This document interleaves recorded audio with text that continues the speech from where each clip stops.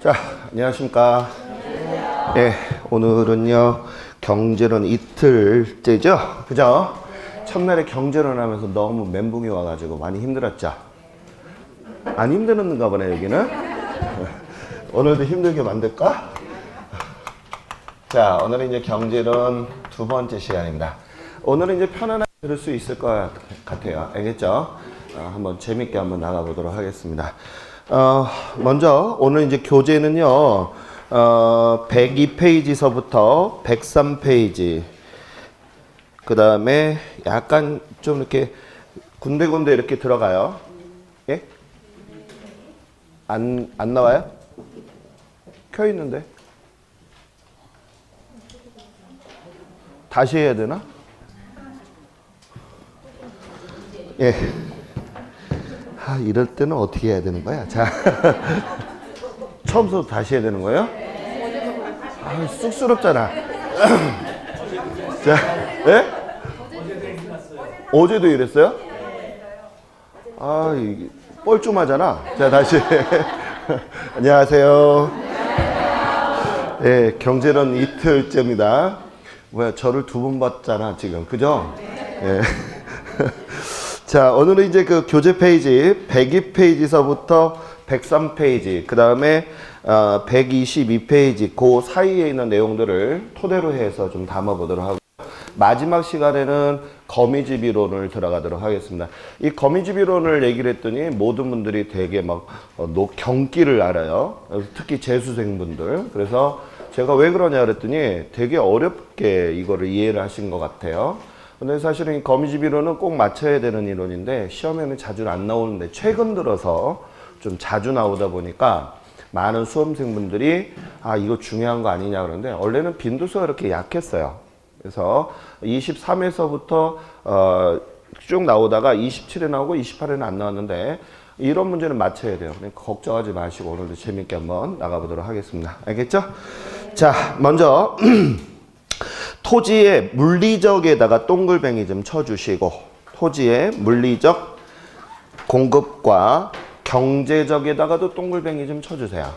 자, 우리 그 경제적 공급, 물리적 공급 이런 얘기가 나와 있는데요. 자, 이거 우리가 입문과정에서도 우리가 잠깐 봤는데요. 자, 우리가 이제 부동산이라고 하는 것은 토지하고 뭐가 있어요? 건축물. 이제 우리가 건물 이런 얘기 하잖아요. 그죠? 근데 이제 건물보다 넓은 범위를 우리는 뭐라 하냐면 건축물이다. 이렇게 이제 얘기를 해요. 왜냐하면 이제 건물은 그냥 그 건물 자체지만 건축물이라고 하는 것은 여러 가지 형태가 들어가 있기 때문에 포괄적으로 아주 넓게 볼 때는 뭐라고 얘기한다? 건축물이다. 이렇게 이제 표현을 한다라고 보시면 돼요. 그러면 이제 우리가 이제 여기에서 확실히 정의를 해요. 먼저 우리가 이 토지라고 하는 것은 신이 주신 선물이고, 건축물이라고 하는 것은 누가 만든 거예요? 사람이 만든 거예요. 그래서 우리가 이 개념을 자체를 정확히 이해를 하셔야 되는데, 먼저 이 토지라고 하는 것은 신이 주신 거란 말이에요. 그렇기 때문에 우리가 이 토지에 대해서 공급을 볼 때 두 가지가 있어요. 하나는 물리적 공급이라고 하는 것과, 그 다음에 하나는 우리가 이제 용도적 공급이다라고 하는 것이 원래 올바른 표현인데, 출제자들은 이렇게 쓰게 되면 쉽게 우리 시험 보시는 분들이 알아먹으니까 이것을 우리는 뭐라고 쓰느냐 하면 경제적 공급이다 라고 표현을 하는 것입니다. 무슨 얘기인지 이해 가셨어요? 그래서 시험 출제자들은 용도적 공급보다는 무슨 말을 많이 쓴다? 경제적 공급이다, 이런 말을 쓴다는 거예요.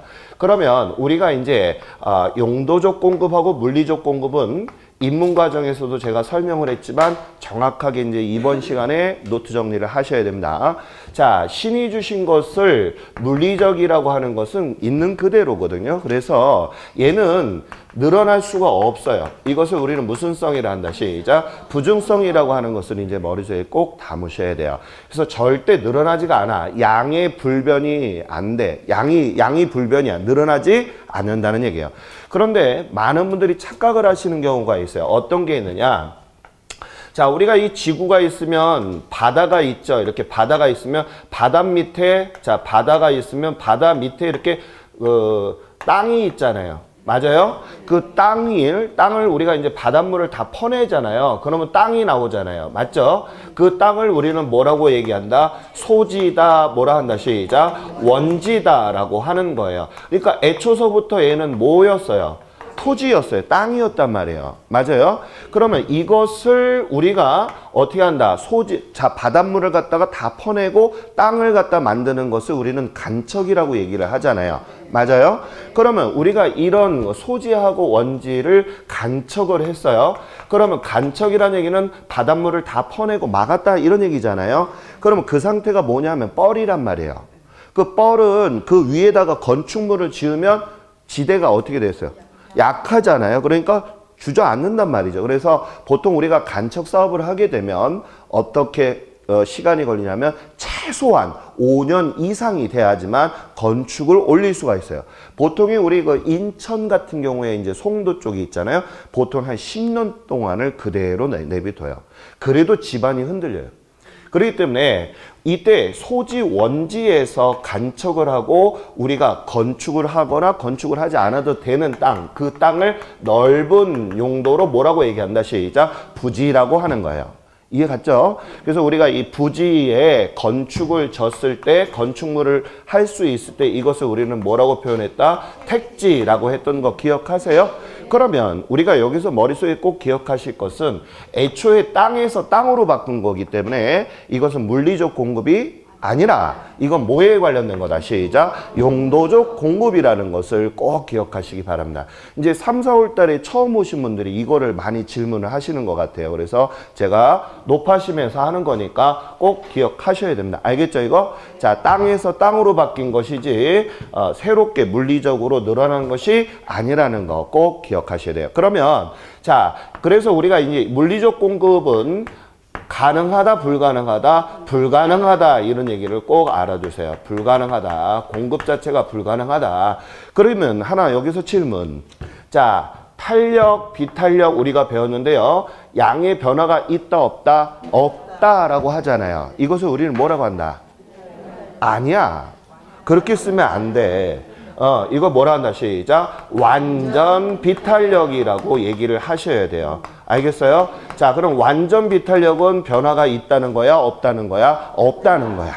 이해 갔어요? 그럼 또 물어봐야지. 이제 머릿속에 노트 정리하는 거예요. 알겠죠? 이제는 우리 선생님이 머릿속에 다지는 역할을 해야 돼. 필기하는 것보다 머릿속에 담아요. 자, 그럼 우리 전 시간에 그래프 배웠는데요. 완전 비탄력은 우리가 어떻게 됐어? 완전히 서 있는 거죠? 자, 완전히 이렇게 서 있는 것을 뭐라고 한다? 시작. 완전 비탄력. 이제 여기까지 머릿속에 끄집어 나와야 돼. 알겠죠? 자, 그러면 요번에는 이제 우리가 용도적 공급에 대해서 잠깐 좀 봐요. 자, 용도적 공급이나 경제적 공급은 가능하다, 불가능하다? 가능하다라고 하는 거죠. 맞아요? 그런데 여기서 우리가 이제 알아야 될 것이 뭐가 있느냐? 자, 우리가 이렇게 부지나 택지나 소지에서 부지로 바꾸는 거나 이런 것을 봤을 때 우리가 단기적인 거와 장기적인 개념으로 우리가 구분을 짓고 있습니다.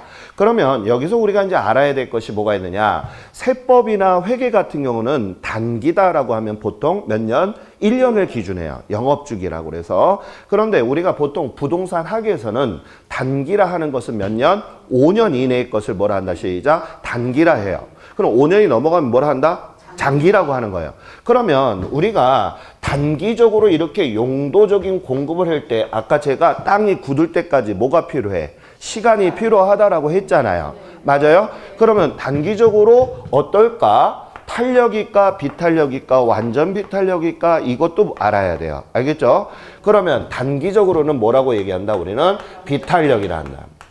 아예 없는 것은 아니야. 무슨 얘기인지 알겠죠? 그렇기 때문에 비탄력이라고 한다. 그럼 비탄력이라고 하는 것은 자, 탄력성이 1보다 뭐하다? 작다는 얘기 알겠죠? 이제는 3, 4월 달에는 탄력성의 1값을 기준해서 하는 게 머릿속에 있어야 돼요. 알겠죠? 제가 입문 과정에서는 이거는 설명을 안 했지만 이제 서서히 저는 제 수업 방식이 서서히 올라가기 때문에 머릿속에 담아야 됩니다. 알겠죠, 이거? 자, 다시 비탄력이다라고 하는 것은 탄력성이 1보다 작다. 이런 얘기예요. 그러니까 우리가 그래프를 그리게 되면 약간 이렇게 되는 것이 우리가 비탄력에 들어가는 거 맞죠? 요런 형태가 취해진다는 거예요. 그러면 이제 장기적인 것은 어때요? 이제 시간적인 것도 같겠죠, 그죠? 5년이 넘어가니까 행정적인 거, 토지 이용 규제라든지 이런 것 등에 다 저촉이 되겠죠, 그죠? 그렇게 되면 어느 정도 뭐가 된다? 이제 우리가 택지 같은 경우 우리가 건축물을 지을 수가 있잖아요. 그래서 뭐가 된다? 시작. 탄력적이 된다. 이런 얘기예요. 그럼 탄력적이라고 하는 것은 탄력성이 1보다 크다. 이거 꼭 기억하셔야 됩니다. 알겠죠? 자, 이런 것이 우리가 이제 용도적 공급에 관련된 내용이다. 이런 걸 알아두시고, 건축물이라고 하는 것은 우리가 사람이 만드는 거잖아요. 맞아요? 인간이 만든단 말이에요. 그렇기 때문에 우리가 여기 건축물도 똑같이 단기와 뭘로 구분한다. 시작. 장기로 이렇게 들어가요. 그래서 우리가 이 건축물이라고 하는 것은 재생산이 가능하죠. 물리적으로 이런 얘기가 아니라 이거는 재생산한다라는 얘기예요. 왜? 인간이 만드는 거니까. 맞아요? 인간이 인위적으로 만든 것을 우리는 뭐라고 한다? 시작. 건축물이라고 한단 말이에요. 그런데 여기에서 우리가 알아두실 것이 건축물도 단기하고 뭘로 구분한다? 시작. 장기로 구분한다는 거예요. 그러면 단기일 때는 어떻게 될까? 건축물을. 이런 얘기예요. 알겠죠? 그러면 탄력이야, 비탄력이야? 왜요? 왜 비탄력이에요? 자, 여기에서 우리가 탄력적이다, 비탄력이다. 선생님 토지하고 비슷하네? 맞아요? 그럼 이제 머릿속에 뭐라고 정리해야 돼? 경제적 공급, 용도적 공급과 건축물은 뭐하다? 같네. 그런데 여기서 의구심, 왜 비탄력이 됐을까? 이것을 알아야 돼. 많은 분들이 여기서 헤매거든요. 5년 일하라고 그랬으면 분명히 뭐를 지을 수 있어? 5년이면. 건물을 올릴 수 있잖아. 그런데 왜 비탄력일까라는 의구심을 갖는단 말이에요. 맞아요, 안 맞아요? 맞죠? 그럼 왜 그랬을까라고 생각할 때 우리가 배우는 공법에 보면 토지 이용 규제라는 거 아시죠? 그래서 우리가 건축물을 지을 때 어떻게 뭐 허가라든지 이런 걸 받잖아. 서류적으로. 그러면 시간이 걸려, 안 걸려? 걸려. 그렇기 때문에 비탄력이 된다는 거예요. 이해 갔나요, 이거? 많은 분들이 이거를 질문을 하시는데, 우리 아직 선생님들이 지금 이제 정리가 안 되다 보니까 질문 안 하는 것 뿐이지, 나중에 정리하게 되면 왜 그럴까? 이런 생각을 갖는단 말이에요. 자, 그러면 여기 건축물도 마찬가지 단기일 때는 뭐라 한다? 시작. 비탄력. 그 다음에 여기는 탄력적이 된다는 기억하시기 바래요. 알겠죠? 자, 그러면 탄력적이다라고 하는 것은 이렇게 들어가겠네? 맞아요? 여기서 질문. 자, 지금 이렇게 들어간 것은 공급 곡선이다, 수요 곡선이다. 공급 곡선이에요. 알겠죠? 그럼 우상향 하는 거야, 우하향 하는 거야? 그렇지. 위로 뻗은 거예요. 알겠죠, 이거? 방향을 이제 알아야 돼요. 그래서 우상향 하는 공급 곡선입니다. 이거 지금.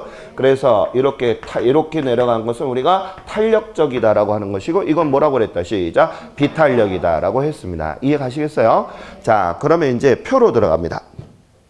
이런 게 이제 지금 제가 설명했던 것이 입문과정하고 기본 시간에 배웠던 것이 노트 정리가 돼 있어야 되는 거예요. 알겠죠?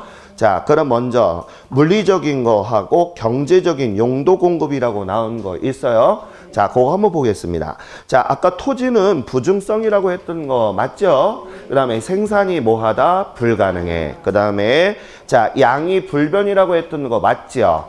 그래서 우리가 완전 뭐라 했다? 비탄력. 비탄력이라는 얘기는 탄력성의 값이 뭐다 그랬다? 0. 그래서 거기다가 탄력성이 제가 0이라고 써놓은 거 보이세요? 거기다 뭐라고 쓴다? 시작. 완전 비탄력이라고 적어 놓으셔야 돼요. 알겠죠? 그러면 옆에 그림에 보면 완전 비탄력은 바짝 서 있는 거 맞죠? 오케이. 자, 그거 이해하셔야 되고, 그 다음에 옆에 보니까 경제적 용도 공급이라고 나온 거 있어요? 자, 그러면 용도의 다양성이라는 얘기는 무슨 얘기예요? 자, 봐요. 땅이라고 해서 우리가 집만 짓는 게 아니잖아. 땅에다 뭐도 해? 나무도 심지. 맞아요? 과수원도 하고 있고요. 그죠? 또 목장도 하고 땅의 용도가 다양해, 안 다양해? 다양하잖아. 그죠? 그래서 우리가 여러 각도에서 돈 버는 쪽에 땅을 쓴다라는 개념에서 경제학자들이 뭐라고 한다? 시작. 이것을 경제적 공급이라고 이름을 지어준 거예요. 이제 왜 경제적 공급이라는 거 이해하시겠습니까? 자, 그 다음에 거기 보면 용도적 공급이 가능하다, 가능이다 동글뱅이 좀 해주시고, 그 다음에 우상향의 곡선을 취한다라고 나와 있죠? 자, 그 다음에 단기와 장기에다 동글뱅이 좀 쳐주시고, 단기는 뭐라 했다 시작. 비탄력. 장기는 탄력적으로 간다는 거 기억하셔야 됩니다. 알겠죠? 자, 그 다음 밑으로 내려와요. 자, 밑에도 같은 맥락이에요. 단기와 장기인데요. 자, 제가 한 번 더 적어놨어요. 자, 단기 공급에 보면 비탄력이다 하고 공급이 뭐라고 그랬다 시작. 어려움 이렇게 나와 있죠. 왜 어렵죠? 시간이 걸리니까. 그것을 전문용어로 뭐라고 얘기하느냐면요. 공급 시차라고 얘기하는 거예요. 다시 뭐라 한다 시작. 공급 시차. 알아두세요. 앞으로 계속 나올 거예요. 알겠죠? 자, 그 다음에 거기 보니까 양의 변화가 적다라고 했었죠. 아까 제가 소지 원지에서 부지로 만드는 데는 시간이 걸린다 안 걸린다? 걸린다라고 했기 때문에 우리가 양의 변화가 적다 이런 뜻입니다. 그 다음에 장기 공급이라고 나온 거 있어요. 장기는 우리가 이제 5년 이상이 되니까 탄력성이 커지는 거 맞죠? 그래요. 그래서 탄력적이고 공급이 뭐하다? 가능하다 이렇게 나와 있어요. 자, 그 다음에 양 변화가 뭐하다? 크다. 이제 세월이 지났으니까 클 거 아니에요. 맞죠? 그럼 여기까지는 어려운 거 있었어? 없었어. 당연히 알아야 되는 내용이에요. 알겠죠? 그러면 3번 봐요. 3번에다 별표 3개 좀 쳐요. 자, 우리가 이제 경제론이 있잖아요. 자, 거기에 들어봐요. 경제론에서 시험에 나오는 데가 테마가 딱딱 지정되어 있어요. 뭐가 있냐면 우리 입문과정 때 배웠던 수요 가격 변화 요인이라는 게 있어요. 또 공급의 가격 변화 요인, 그 다음에 또 하나가 뭐냐면 지금 배우는 거 탄력성의 변화 요인, 요 3가지 중에서 한 문제가 나와요. 이건 그냥 기본 철칙이야. 그러니까 다른 거 시간이 없다라고 하게 되면 이 3가지는 꼭 봐야 돼. 한 문제가 여기서 나오니까. 무슨 얘기인지 알겠죠? 근데 모든 분들이 이것을 외우려고 하면 안 돼. 이해를 해야 되거든. 그래서 제가 이것도 이해를 하기 전에 제가 머릿속에 끄집어낼게요. 자, 하나 질문. 탄력적이라는 얘기는 제가 뭐라고 그랬냐면 자, 많다라고 했던 거 기억하세요? 이게 이제 머릿속에 있어야 되고 비탄력이라고 하는 것은 뭐라고 그랬다 시작. 적다 이런 얘기죠? 맞아요? 적다, 없다 뭐 이렇게 표현을 했어요. 이해 갔나요? 그러면 이 내용만 머릿속에 딱 있으면 이건 다 한 거랑 마찬가지야. 그렇기 때문에 한번 머릿속에 끄집어내 볼게요. 자, 수요와 공급의 가격 탄력성이라고 나온 거 있죠? 자, 그거 먼저 왼쪽 수요에다 동글뱅이 좀 해주시고 수요의 가격 탄력성의 크기의 결정 요인이다 이런 얘기 나와 있죠? 우리 편하게 제가 이해를 시켜 드릴게요. 자, 일단 많다 그러면 뭐라고 그랬어? 탄력적이라고 그랬어. 맞아요? 적다 그러면 시작. 비탄력. 그러면 수요라고 하는 말은 뭐야? 사고자 하는 마음. 공급은? 팔고자 하는 마음. 그거는 까먹으면 안 돼. 알겠죠? 자, 그러면 이제 1번서부터 밑줄 좀 그으면서 같이 봐요. 대체제가 많을수록 여기다 밑줄. 그럼 우리가 전 시간에 대체제라는 거 배운 적이 있죠. 콜라하고 사이다 배운 거 기억나세요? 그래서 둘 중에 하나만 선택하는 거 알고 있죠? 그것을 우리 무슨지 시작? 대체제. 그러면 지금 대체제가 많다는 얘기잖아. 그러면 살려는 게 많잖아. 그럼 많다는 얘기는 탄력이야, 비탄력이야? 탄력. 그래서 머릿속에 노트 정리를 할 때 어떻게 하냐? 많아. 그럼 뭐라고 한다? 시작? 탄력이야. 적어. 그러면 시작? 비탄력. 어렵지 않잖아. 무슨 얘기인지 이해 갔나요? 개념을 담아야지 이거 그냥 외우면 안 돼. 알겠죠? 모든 수험생들이 원리를 모르니까 내용을 모르니까 자꾸 암기하려고 한단 말이에요. 용량이 우리는 한계라는 거 꼭 알아야 돼요. 무슨 말인지 알죠? 그 다음에 두 번째 봐요. 용도가 다양에다 밑줄. 용도가 다양할수록 뭐라고 그랬어? 시작. 탄력적이라고 그랬잖아. 그럼 다양하다는 얘기는 많다는 얘기야, 적다는 거야? 많다는 거지. 맞아요? 많으니까 탄력적이라는 거야. 자, 하나 예를 들어 볼게요. 우리가 지목이라고 하는 토지의 지목이 28가지 있는 거 알고 계시죠? 하나의 토지를 28개로 분류해버리니까 많아졌잖아, 토지가. 그냥 딸랑 토지 이런 게 아니라 28개를 분류하니까 되게 많아졌잖아. 아니야? 맞죠? 그러니까 다양해, 많아. 그럼 많은 뭐야? 시작. 탄력적. 쉽게 이해할 수 있겠어요? 그러니까 머릿속에는 항상 이렇게 해야 돼. 많아. 그러면 시작. 탄력. 적어. 비탄력. 이게 항상 있으면 어려운 게 없어요. 외울 필요가 없단 말이야. 그 다음에 세 번째. 용도 전환에다 밑줄.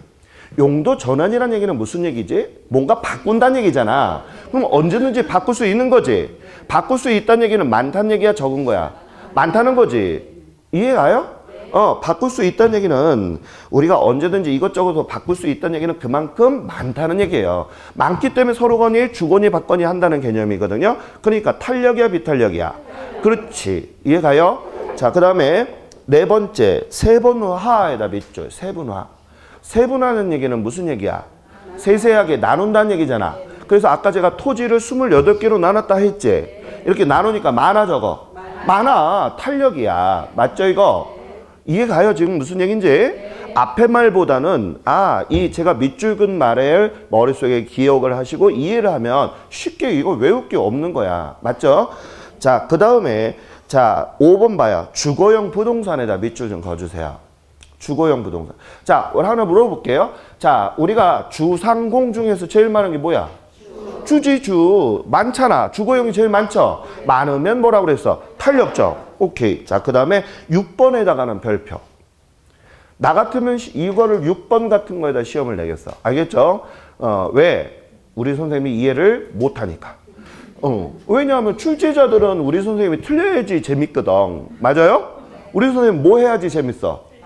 뭐 틀려야지 재밌어? 하고 내가 틀렸네 이러면서 재밌으면 안 돼. 알겠죠? 내가 뭐 해야 돼? 맞춰야지 재밌지. 가끔 헷갈리면 안 돼요. 자, 거기 봐요. 6번.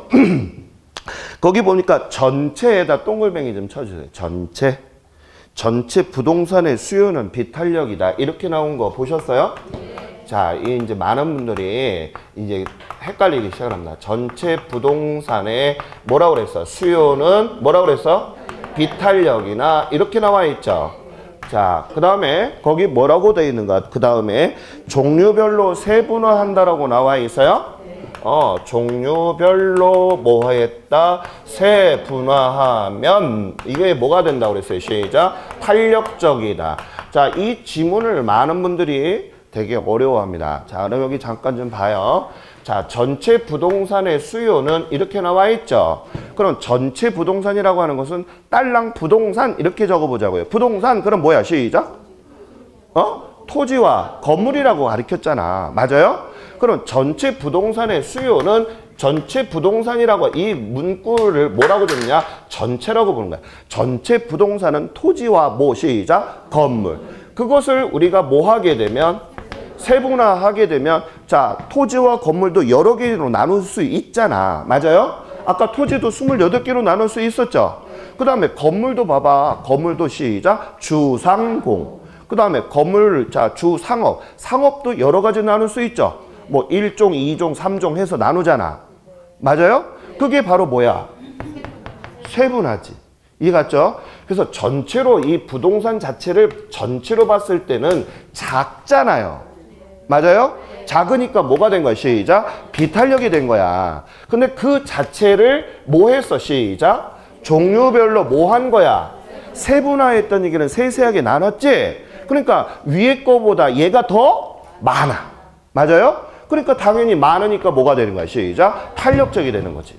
근데 우리 선생님은 여기서 착각을 하는 게 뭐냐면 전체 부동산이라고 하니까 다 생각을 하는 거지. 그러면 여기에서의 표현은 그 뜻이 아니라 이 전체 부동산을 딱 이렇게 했다라고 보는 거고 그거를 뭐 했다는 얘기야. 종류별로 뭐 했다. 시작. 세분화했다는 표현을 하기 위해서 이런 말을 쓴 거란 얘기예요. 이해가시죠? 그러면 아까도 내가 많아 그럼 뭐야? 탄력. 맞아요? 얘는 부동산, 토지하고 건물로 크게 본 거야. 맞아요? 그러면 얘는 적게 본 거죠. 적게 분류한 거잖아. 그냥 딸랑. 맞아요? 부동산 그러면 시작. 토지와 건물 이렇게 분류한 거니까 적으니까 뭐가 돼? 시작. 비탄력. 이해 갔어요? 오케이. 이해 가시죠 이거? 자, 그 다음에 7번에다가도 별표. 나 같았으면 그런 지문을 집어넣겠다. 자, 그러면 그것도 읽어보겠습니다. 수요의 탄력성을 측정하는 그에다 밑줄. 기간이 길수록 탄력성이 크다라고 나와 있죠. 자, 이 지문은요. 공급에서는 반대야. 그렇기 때문에 내가 출제자라면 요런 지문들 쓱 집어넣는단 말이에요. 맞아요? 그래서 거기 보니까 뭐라고 그랬다. 시작. 수요의 기간이 뭐 할수록 길수록 기간이 길수록 자 수요에서는 뭐라고 그랬어? 탄력적이다라고 나와 있죠. 자 질문. 자 거기 들어봐요. 자 여기 봐요. 자 수요는 뭐라고 그랬지? 사고자 하는 마음이잖아. 그럼 마음이 길수록 이런 얘기네. 자 그럼 하나 예를 들어 보겠습니다. 자 이거 잘 이해를 못해서 틀리는 경우가 많아요. 이러니까 막 외운단 말이야. 그러면 안 돼. 자 하나 예를 들어 볼게요. 제가 2018년 1월 1일부터 알겠죠? 현재까지의 우리 선생님의 사고자 하는 아파트 수량을 제가 수요량을 물어볼게요. 알겠죠? 이 수와 이 수요량과 그 다음에 2016년 1월 1일부터 현재까지 어떤 게 수요량이 많을까요? 1번, 2번. 2번이 많지. 사고자 하는 마음의 수량이 더 많잖아. 기간이 길어지면 질수록 사고자 하는 마음의 수량이 늘어 줄어 늘지. 그러니까 뭐라고 그랬어? 시작. 기간이 길수록 뭐라고 그랬어? 탄력적이지. 많으니까. 그러니까 별거 아닌데 이런 말들에 우리 선생님들은 이해를 못하니까 다 외우려고 그러면 안 돼. 알겠어요? 무슨 뜻인지 알겠어요? 다시 한번. 자, 수요라고 하는 그 원리를 알아야 돼. 수요는 내가 뭐라 했어? 시작. 사고자 하는 마음. 마음의 양이잖아. 수요량은. 맞죠? 그러니까 수요가 길수록 사고자 하는 기간이 길어지면 그만큼 뭐하다? 많아지는구나. 그러니까 당연히 뭐야? 탄력이야, 비탄력이야? 그렇지. 별거 아닌데 듣고는 보면 별거 아니죠. 그죠? 그래서 그런 지문들을 우리 선생님이 교재 기본서를 보실 때 이런 것들이 탁탁 막히니까 자꾸 외우려고 하면 안 돼. 알겠죠? 자, 그 다음에 자 소비 지출이 클수록 에다 밑줄. 소비 지출이 크다는 얘기는 지출하는 금액이 크다는 얘기죠. 지출하는 금액이 크고 많다는 얘기 맞죠? 그렇기 때문에 우리가 많다는 얘기는 뭐라고 그랬다. 시작. 탄력적이야. 그러면 가격이 높을수록 탄력성이 크다라고 제가 부연 설명을 해놨잖아. 지출이 크다, 많다. 그럼 머릿속에 딱 하나만 담으면 돼. 탄력성은 많다는 얘기니까 많다는 얘기는 뭐다. 시작. 탄력적이구나. 이해가요? 그 중에 내가 별표 친구 2개만 머릿속에 담으면 되겠죠. 그죠? 이렇구나. 이 정도만 이해하면 돼요. 그러면 수요에서 어려운 거 있어? 없어. 그럼 넘어가요. 그 다음에 이제 공급. 자, 공급의 탄력성에 대해서 한번 보도록 하겠습니다. 자, 우리가 이 공급의 가격 탄력성의 결정 요인을 잠깐만 보면 1번, 거기다 단기에다 동글뱅이 좀 쳐요. 단계는 주택 공급은 비탄력적이고 에다 밑줄. 그 다음에 장기에다 동글뱅이 하시고 탄력적에다 밑줄. 질문. 왜 주택 공급이 단기일 때는 비탄력일까? 그렇지, 정답. 아유. 너무 잘했다. 아주 이뻐. 아주 하트를 날릴게. 자, 알겠죠? 자, 공급 시차 때문에 그런 거야. 집을 바로 지을 수 있어, 없어? 바로 못 짓거든. 우리가 왜, 자, 땅이 있다 하더라도 집을 지으려면 뭐 해야 돼? 나라에다 허가도 받아야 되고, 공법 시간에 배우고 있죠? 그러면 허가 받았다 하더라도 어떻게 해야 돼? 자, 원부자재를 또 구입을 해야 되고, 또 사람도 모아야 되겠죠? 건설이는 모아야 되니까 시간이 걸려 안 걸려? 걸려. 그렇기 때문에 당연히 비탄력이 된다는 거예요. 그래서 아까 제가 처음에 뭐라고 그랬다. 시작. 비탄력이라고 설명을 한 거예요. 이해가죠 이거? 아하 그렇구나. 뭐 때문에 그렇다고요? 공급 시차 때문에. 머릿속에 담으세요. 알겠죠? 제가 왜 서두에 전자에 이런 얘기 했는지 이해 가시겠어요? 이런 게 바탕이 깔려 있어야 되거든. 자, 그 다음에 두 번째 봐요. 생산비가 증가에다 밑줄. 자, 생산비가 증가했다라고 그래서 그러면 제가 한번 또 우리 한번 끄집어낼게요. 자, 지금 우리 이제 뭐에 대해서 배우는 거예요, 지금? 공급. 맞아요? 그러면 제가 질문. 아까 수요라고 하는 것은 사고자 하는 마음이니까 소비자들 입장에서 봐라. 이렇게 했던 거 기억하시죠? 그럼 공급이라고 하는 것은 누구의 입장에서 봐야 돼? 그렇지. 집 만드는 사람, 즉 누구다. 시작. 건설업자에 관한 거거든요. 맞죠 이거? 그러면 여기 잘 봐요. 이제 이 건설업자에 대한 마음을 이해해야 돼. 건설업자는 집 져서 남기는 돈 벌자고 하는 거잖아. 그럼 남는 돈이 없으면 집을 많이 져? 안 져. 맞죠? 그런단 말이에요. 그런 개념이 있어야 돼. 그런데 지금 문제상에서 뭐라고 나왔냐? 생산비가 뭐 하면? 증가한다. 이런 얘기죠. 자, 그러면 원가가 늘어난다는 얘기잖아. 맞아요? 그럼 내가 예를 들어서 한번 보겠습니다. 자, 예를 들어서 내가 도급공사를 우리가 맡았어요. 그래서 내가 건물을 짓게 되면 10억의 수입을 얻는다라고 한번 예를 들어 볼게요. 알겠죠? 자, 그러면 이제 원가가 얼마 들어가니? 그랬더니 6억이 들어가는 거야. 그러면 자, 수입에서 비용을 빼주게 되면 우리는 이익이 나오거든요. 얼마가 나와? 4억이라는 것은 우리가 쉽게 알 수가 있다 없다? 있다. 그런데 지금 생산비가 증가했다는 얘기는 뭐가 늘어났다는 얘기야? 원가가 늘어났어요. 뭐 인플레나 뭐 이런 경우 우리 배웠잖아요. 맞아요? 그러니까 얘가 예를 들어서 8억으로 늘어났다면 남는 돈은 얼마밖에 안 돼?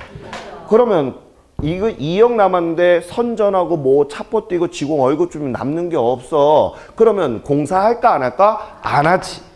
이해갔죠? 그러니까 아, 생산비가 증가하면 공급량이 줄까 늘까? 줄어. 맞아요? 그러면 적다는 얘기는 탄력이야, 비탄력이야? 비탄력. 이해가죠, 그죠? 자, 그 다음에 보겠습니다. 자, 3번에다가 별표. 자, 3번의 별표. 아까 우리 수요에서 기간이 길수록 탄력이라고 했던 거 기억하세요? 어허, 그런데 여기 요번에 보니까 뭐가 있는가 한번 보자고요. 자, 뭐라고 그랬어? 시작. 공급에서는 기간이 길수록 뭐라고 그랬어? 비탄력이라고 나왔죠, 지금. 이런 말들에 대해서 우리 선생님들이 틀리고 나오는 거야. 이런 시험 문제가 나오면. 맞아요? 그럼 왜 여기 아까 수요하고 이거 반대되는 거잖아. 얘하고. 맞죠, 이거? 그럼 여기서 질문. 자, 왜 공급에서는 기간이 길수록 비탄력일까? 한번 고민 한번 해보자고요. 왜 그럴까? 정답. 얘가 많이 드니까. 왜 많이 들까? 그러면. 예를 들어서 우리가 공사하는 기간을 우리가 줄여서 뭐라고 하냐면 공기다 이런 말을 쓰거든요. 공사 기간을. 그런데 예를 들어 6개월이 걸릴 것을 만약에 12개월이 된다면 뭐가 많이 늘어나겠어요? 인건비서부터 많이 늘어날 거 아니에요. 맞아요? 그러면 인건비가 는다는 얘기는 뭐가 늘어난다는 얘기일까? 생산비가 는다는 얘기하고 같은 얘기잖아요. 맞아요? 그러면 생산비가 는다라고 하면 아까 건설업자는 공급을 한다 안 한다? 안 해. 왜요? 남는 게 없으니까. 이해가요? 그래서 우리 선생님들이 이것을 두 개를 맹목적으로 외우면 안 돼. 수요 입장과 공급의 입장을 생각하면 별게 아닌데 이게 이해를 못하니까 그냥 무대포식으로 외운단 말이야. 그러면 여러분들 제가 자꾸 학개론 시간에 외우지 마요. 외우는 거는 공식 외에는 없습니다. 이런 얘기 자꾸 하죠. 그게 이제 나중에 문제 풀이하면 이해가 가. 우리 선생님이 저도 마찬가지고 우리 선생님도 암기하는 데는 시간과 용량이 딸려. 지금 선생님들은 저는 학개론만 가르치지만 우리 선생님 지금 6가지 법을 배우고 있잖아요. 맞죠? 과목을 배우니까 쉬워 어려워? 어려워. 얼굴이 처음 해볼 때하고 지금 해볼 때하고 아주 틀려졌어. 누렇게 떴단 말이에요 지금. 이제 매주 뛰어야 돼. 자, 아무튼 그렇기 때문에 우리 선생님들이 쉽지 않아. 그래서 쉽게 이해를 하면서 들어가야 돼. 이해 가셨어요? 오케이. 우리 많이 지쳐 있어 우리 선생님들이. 자, 그 다음에 4번. 어려운 거 아니죠, 그죠? 그 다음에 4번 해봐요. 규제가 심할수록. 그 다음에 줄. 그러니까 나라에서 야 하지마 뭐 하지마 자꾸 하게 되면 자 건설업자가 마음대로 건물을 지을 수가 없지. 안 하겠지, 그죠? 그러니까 당연히 공급량이 주니까 비탄력이 되겠네. 맞죠? 자, 그 다음에 거기 5번에다가 별표. 신규 주택에다 밑줄, 그 다음에 기존 주택에다가도 밑줄. 자, 신규 주택은 왜 비탄력일까? 아까 정답은 딱 하나야. 공급 시차야. 우리 아파트 짓는데 시간이 걸려 안 걸려? 걸려. 아까 제가 그랬잖아요. 허가 받는 거. 아파트 지으려면 마음대로 못 짓거든요. 맞죠? 허가도 받고 공법 시간에 더 잘 배우시잖아요. 맞죠? 허가도 받아야 되고 자 원부자재도 준비해야 되고 사람도 만들어야 되고 이런 공급 시차가 걸린단 말이에요. 그래서 뭐가 됐다? 시작. 비탄력이야. 신규는. 그럼 기존 주택이라고 하는 것은 무슨 얘기입니까? 지금 이미 있는 집이야. 맞아요? 그러면 있는 집은 많은 거야? 적은 거야? 많지. 그러니까 탄력이 되는 거야. 이해 갔죠? 그 다음에 거기 보니까 유휴 설비에다 밑줄. 자, 질문. 유휴 설비가 뭐예요? 유휴 설비가 뭐야? 쉽게 얘기해서 놀고 있는 설비야. 어? 그러면 내가 건설업자예요. 알겠죠? 건설업자가 봤는데 우리 장비 빌려다 쓰면 비싸잖아. 맞아요? 근데 다들 놀고 있어. 그럼 내가 싼 값에 쓸 수가 있어, 없어? 있지. 그럼 내가 싼 값에 빌려서 쓰면 원가가 어떻게 돼? 내려가지. 맞아요? 생산비가 내려가게 되면 공급량은 늘어날 수밖에 없지. 왜? 남는 돈이 많으니까. 이해가죠? 그런 거라. 그 다음에 7번 기술 수준 향상에다가 밑줄. 자, 하나 물어볼게요. 옛날에는요, 건물 하나 지을 때 어땠냐면 이렇게 이제 그렇게 저렇게 기둥 같은 거 있잖아요. 건물에 보면 거기나 이렇게 벽면에다 거푸집이라는 걸 씌웠어요. 거푸집이 뭐냐면 나무로 이렇게 양면을 이렇게 딱 고정시키는 그런 거예요. 알겠죠? 무슨 얘기인지 아시죠? 그래서 옛날에는 전부 다 인부들이 뭐 했어요? 삽질로 해서 시멘트를 개가지고 전부 다 했단 말이에요. 근데 요즘은 그런 사람들이 있어요? 없어. 전부 다 모블러. 레미콘차 불러서 그냥 쏟아 붓잖아요. 그렇지 않아요? 그러다 보니까 인건비가 절약이 됐죠? 그러면 생산비가 절약이 됐다는 얘기는 남는 이익이 뭐해? 많으니까 내가 공사를 많이 하겠죠? 이익이 많이 남으니까. 이해 갔나요? 자, 그렇게 됐다. 자, 그럼 여기 고개 들어봐요. 지금까지 어려운 거 있어? 없죠? 근데 이것을 시험에 나온다 하고 별표 3개 쳐놓고 그냥 외우면 안 돼. 알겠어요? 오케이. 자, 그 다음에 이제 거기 한번 보도록 할게요. 수요의 가격 탄력성과 임대 수익과의 관계다. 이런 얘기 나온 거 있어요? 우리 이거는요, 기본적인 거야. 기본적인 거. 시험에는 잘 나오지 않아요. 나온다면 그 밑에 있는 표, 임대 수익과의 관계라고 나온 거 있어요? 그 1번 같은 경우가 시험에 좀 나오고 요거는 기본적으로 알아야 되는데요. 먼저 보도록 하겠습니다. 자, 지금 내가 임대 사업을 합니다. 알겠죠?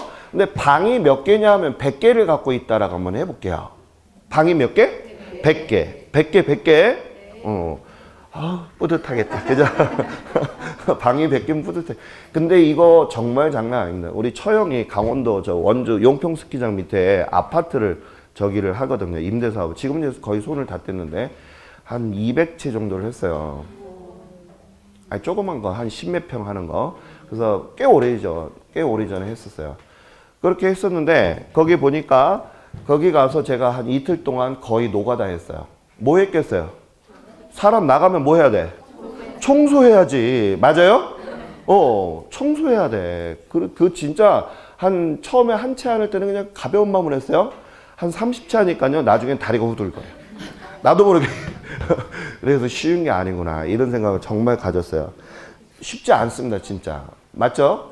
그 왜 놀러 갔다 오면은 놀러 간 집에다가 막 장난 아니거든요. 내 집 같이 안 사용한 사람 되게 많잖아요. 그거 다 닦고 막 하는데 와 진짜 다리가 후들리고 할 게 못 되는구나. 돈도 없지만 자 있어도 안 하죠, 그죠? 있으면 뭐 하실 거예요? 네? 소고기 사 먹어요? 자, 아무튼 자, 그래서 거기 보면 임대료 총수입이라고 나온 거 있어요? 자, 임대료 총수입은 임대료 가격 곱하기 뭐라고 그랬어요? 수요량이라고 하는 것은 자, 방 개수가 되겠죠. 그죠? 그래서 하나 예를 들어 보겠습니다. 가격이 500원이다. 방 하나에. 알겠죠? 그런데 내가 방이 100개라면 임대 총수입은 얼마가 나오겠어요? 5만 원이 나온다. 이런 얘기예요. 어려운 거 아니죠. 그죠? 그래서 시험에 안 나와요. 네, 당연한 거니까. 그죠? 그러면 거기 봐요. 자, 이제 수영이가 있잖아. 욕심을 가졌어. 야, 5만 원밖에 임대 수입이 안 나오네. 그렇게 하고 이제 욕심을 가진 거야. 그러면서 뭐라고 한다? 방 가격을 올려볼까? 이런 얘기야. 그럼 방 가격을 올린다는 얘기는 뭐를 올린다는 얘기지? 임대료를 올린다는 얘기잖아. 맞아요? 그러면 우리가 배운 수요 법칙이 뭐가 있냐면 가격이 상승하면 수요량은 떨어진다는 걸 배웠단 말이에요. 그 영향이 나타나. 그래서 거기 봐봐요. 가격을 제가 거기다 써놨죠. 가격을 500원으로 올렸다면 500원에서 600원으로 올렸다면 더 많이 수입이 들어와야 되잖아. 6만 원이라는 수입이 들어와야 되는 거 아닙니까? 맞아요? 한데 소비자는 냉정하다는 얘기예요. 가격이 상승하면 수요량은 어떻게 된다? 떨어진다는 거예요. 그래서 어떻게 한다? 수요가 감소되는 거죠? 그래서 안 들어온다는 얘기죠. 자, 그 다음에 가격을 그럼 내려볼까? 400원으로 내린다면 이런 얘기예요. 400원을 내린다면 수요는 증가하겠지만 결론적으로 다시 원점으로 돌아오는 것밖에 안 된다는 거예요. 이게 이제 가장 기본적인 건데 여기에 하나 쓱 들이민 게 탄력이냐 비탄력이냐를 집어넣게 돼요. 무슨 얘기인지 알겠죠? 그럼 다시 질문. 탄력이라는 얘기는 많다는 얘기야, 적다는 얘기야? 많다는 얘기야. 알겠죠? 비탄력은 적다는 얘기야. 까먹으면 안 돼요. 알겠죠? 자, 그러면 거기서 보니까 하지만 총 수입에 미치는 영향을 알 수가 있다 없다? 없다는 거예요. 그래서 가격을 올리고 내리고 수요 법칙에 따라서 어떻게 될지 모른다 이런 얘기입니다. 그래서 결론은 가격이 탄력적이라면 무슨 전략을 세워야 된다? 저가 전략을 세워야 된다 이런 얘기죠. 탄력적이라는 얘기는 많다는 얘기잖아. 그냥 너도 나도 되게 많이 갖고 있어. 그런데 다들 1,000원에 팔고 있는 거야. 그럼 나도 1,000원에 팔면 팔려 안 팔려? 안 팔리잖아. 우리 선생님들 왜 시장 같은 데 가게 되면 한 바퀴 돌죠? 우리 집사람을 제가 많이 따라다녀서 알아요. 우리 남자들은 딱 보고 나서 대충 가격이 시세가 1,000원대다 그러게 되면 한 집에서 쇼당을 봐요. 아니, 전문 용어가 나왔네. 자, 아무튼 그래서 우리가 거기에서 가격을 흥정을 하잖아요. 근데 여자들은 그렇지 않더라고. 계속 돌아. 자기야 몇 바퀴쯤인지 알지? 다 같이 돌자. 동네 한 바퀴. 동네 한 바퀴가 아니야. 4바퀴는 도는 것 같아요. 알겠죠? 그렇게 하고 나서 삐쭉삐쭉 하고 있는 거야. 그래서 내가 아니 깎으려면 깎어. 이런 얘기를 하고서 내가 딱 깎아주니까 앞으로는 자기가 깎어. 이런 얘기를 하는 거예요. 아무튼 웃겨. 저는 이제 깎는 건 좀 잘해요. 근데 시장에서 콩나물 파는 아주머니한테 깎는 건 좀 그런 것 같아서. 맞죠? 그런 건 못 깎겠어. 저를 옛날에 그 회사에 있을 때도 잠바들 직원들 한 400명 직원들 그 잠바 있잖아요. 겨울에. 잠바. 그럼 잠바지 뭐라 그래? 오바라 그래? 자, 자, 우리가 잠바 사주잖아요. 직원들 잠바 입고 하니까 그런 거 같은 경우 백화점에 가서 깎아요. 응. 응? 백화점에서 깎아본 사람 손 들어봐요. 오, 대단한 사람인걸? 끝나고 남아요? 우리 대화 좀 나눠요. 자, 저 같은 경우는 이제 가격을 흥정할 때 50% 밑둥을 칩니다.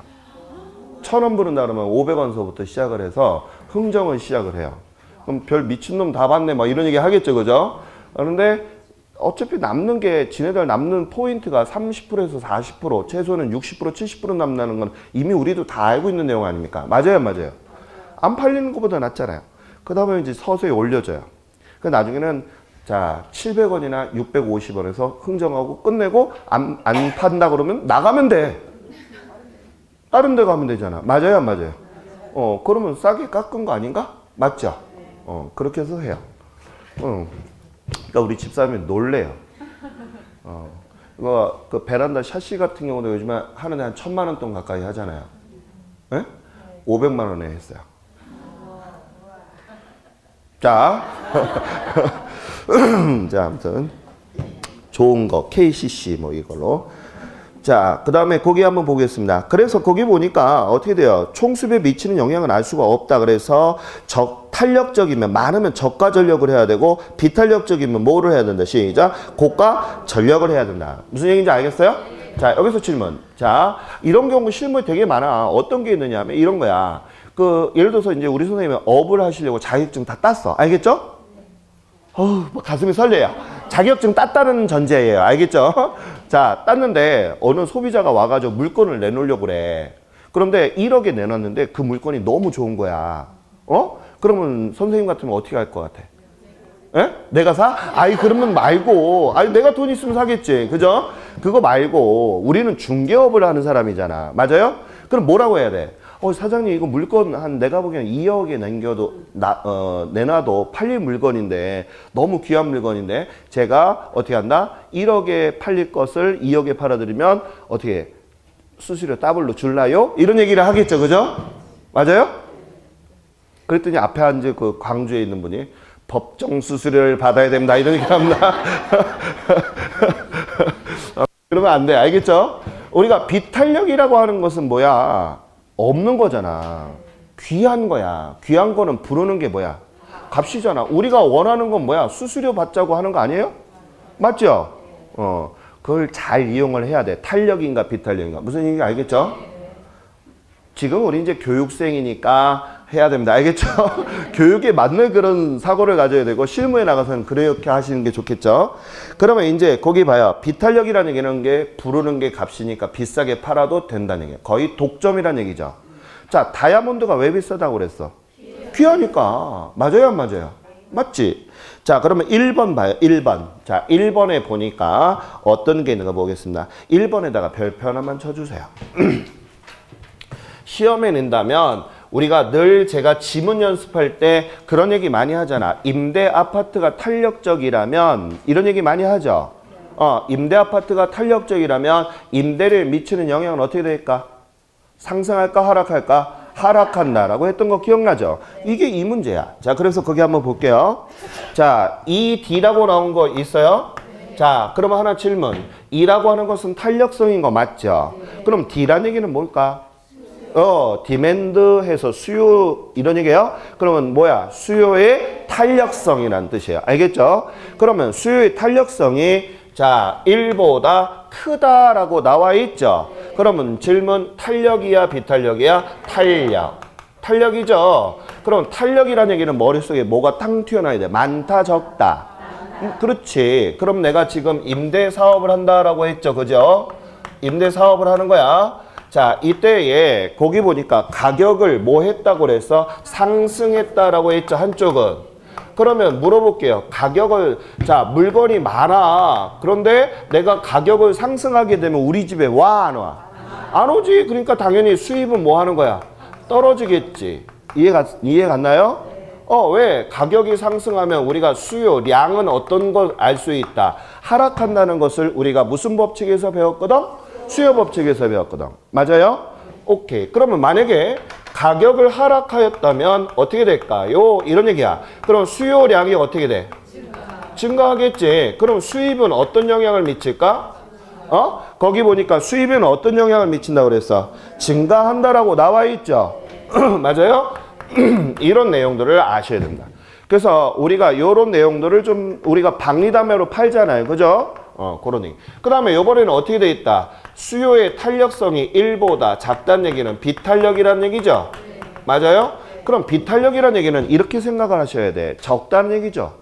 그럼 거의 뭐냐 하면 독점이야, 독점. 나밖에 없는 거야. 알겠죠? 그럼 내가 부르는 게 값이네? 그럼 가격을 올렸다? 그럼 이건 수요의 법칙이 통하지 않아. 왜? 뭐야, 거의? 독점이거든. 맞아요? 우리 하나 물어볼게요. 다이아몬드 왜 영화에 보면 이렇게 손마디에 하나 있잖아요. 그게 수십억 하잖아요. 부르는 게 값이거든. 그죠? 그렇기 때문에 자 가격이 상승하면 당연히 뭐가 된다. 시작. 수입이 증가된다. 비탄력 같은 경우는 거의 독점이라 이렇게 보시면 돼요. 알겠습니까? 자 그러면 만약에 가격을 내렸다면 어떤 영향을 미칠까? 수입은 당연히 감소하겠지. 독점인데도 불구하고. 맞아요? 얘는 10억을 불렀는데 얘는 7억을 불렀다. 그러면 얘는 7억밖에 못 버는 거고 얘는 얼마를 버는 거야? 10억을 버는 거야. 무슨 얘기인지 알죠? 그러면 우리가 자 거기 보면 단위 탄력적이라고 나온 거 있죠? 기준이야. 그냥 남들처럼 똑같이 팔았다면 불변이라는 얘기예요. 변화가 없다는 얘기예요. 알겠죠? 어려운 거 아니죠? 여기까지? 자, 그 다음 이제 하나만 더 보고 잠깐 쉴게요. 자, 여태까지 했던 거예요. 자, 거기 부동산 수요에다 동글뱅이. 부동산 수요에 동글뱅이 하셨어요? 자, 우리 했던 거 쭉 반복할게요. 자, 부동산 수요의 가격 탄력성이 크게 결정 요인에다 몇 줄 좀 거주시고, 자, 왼쪽에는 탄력적에다가 별표. 그 다음에 오른쪽에는 비탄력이라고 나온 거 찾으셨어요? 자, 그러면 아까 제가 수요에서 탄력적이다라고 하는 거 쭉 복습해 볼게요. 대체재가 많다, 탄력적. 맞아요? 대체재가 적다, 비탄력적. 이해가죠, 이거? 그 다음에 장기 기간이 길수록 수요에서는 탄력적이라고 그랬던 거 기억하시죠? 그 다음에 단기 비탄력. 자, 또 장기 단기는 여러 가지 의미가 있어요. 아까 우리가 그런 거 있었죠? 단기는 공급 시차 때문에 비탄력이라고 했던 거 기억해요? 네. 장기는 시간이 지났으니까 언제든지 탄력적이 될 수 있죠? 네. 그런 개념. 그 다음에 용도가 다양하고 용도가 전환이 용이하다는 얘기는 그만큼 뭐 하다는 얘기야? 많다는 얘기야? 적다는 얘기야? 많다는 얘기야? 탄력이죠? 오케이. 그 다음에 주상공 중에서 제일 많은 게 뭐라고 그랬어? 시작. 주거역. 맞죠?